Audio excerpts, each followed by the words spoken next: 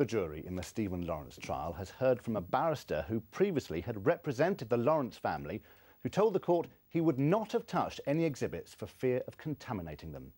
Michael Mansfield QC was giving evidence today in the trial of two men accused of murder. Our correspondent Ronke Phillips was in court too. Ronke. Thanks, Ben. Yes, Mr Mansfield cast his mind back to 1993 when he took to the stand for day 6 of the trial. Michael Mansfield QC, more used to examining witnesses than being one himself. He was called to give evidence because he'd represented the family of the murdered teenager Stephen Lawrence during the private prosecution, the inquest and the public inquiry.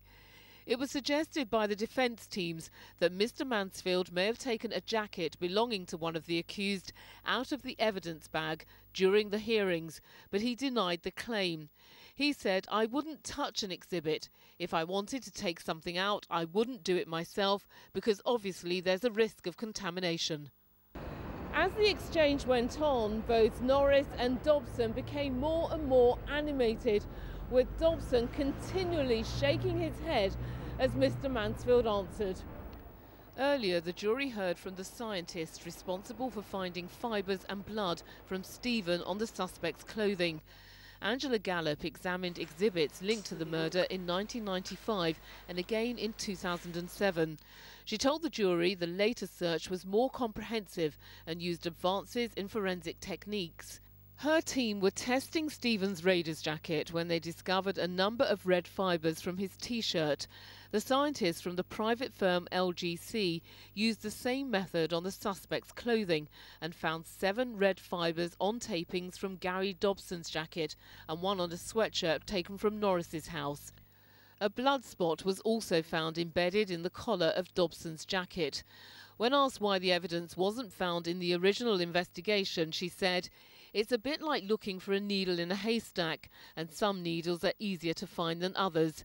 We didn't find them, and we didn't look at nearly as many fibres as LGC did." The earlier tests involved looking at more than 1,070 fibres. The examination 12 years later by the private firm found 4 times as many.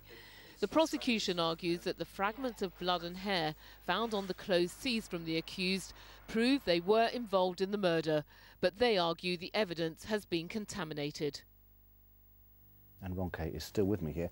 Ronke, the blood spot they found was tiny and not visible to the human eye. No, it wasn't. And Dr GALLOP actually called the test they conducted back in 1993 simplistic. Later they adopted a more imaginative approach.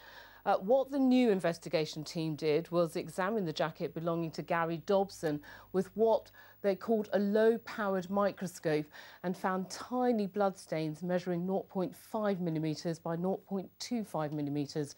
The minimum size that scientists could examine in 1993 was much larger, at around 3 millimetres. Now, that's the end of day 8, and of course, the second week of evidence. The jury returns to the Old Bailey on Monday. Ben. Ronke Phillips, thank you. Next.